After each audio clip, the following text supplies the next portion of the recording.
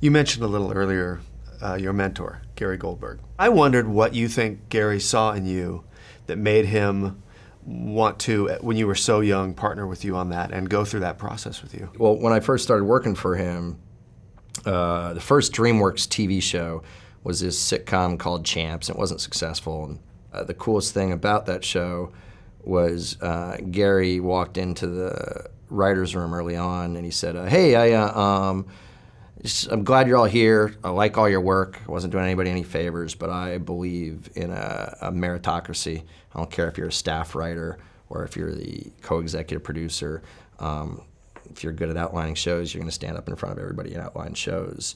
And I just saw that as an opportunity to not be afraid. And very early on in that show, I was kind of running the writer's room when he wasn't around. Describe what that means, running a writer's room. Meaning if you sit around a table with anywhere from 6, depending on if it's a small show, to 13 other men and women, when you'll see the end credits of a TV show, it'll say staff writer, story editor, executive story editor, co-producer, producer, supervising producer, co-executive producer, executive producer. They are all the same job. Occasionally, someone else will be an executive producer because they've worked their way up there and they help to run the room. Every other title is just writer, but what it means is writer that's been here 1 year, writer that's been here 2 years, writer that's been here 3 years, writer that's been in the business, and it's just a pay scale. Right. Okay?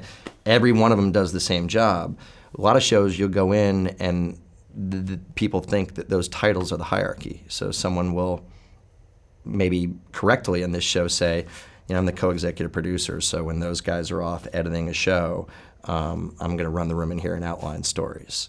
And in those environments, the staff writer, the 24-year-old who it's his or her first gig, will sit and be quiet. And when the person says, let's hear some jokes, they're standing up. You'll pitch them jokes, or this is the story, the way I think it should be. And Gary came in and just announced right off the bat, I don't care what your title is. Whatever makes it the best show is going to be great.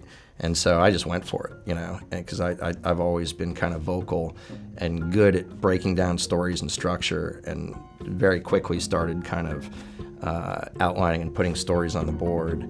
Didn't really worry about offending anybody because he had created that environment, and I was luckily good enough at it, that I think he saw something in me.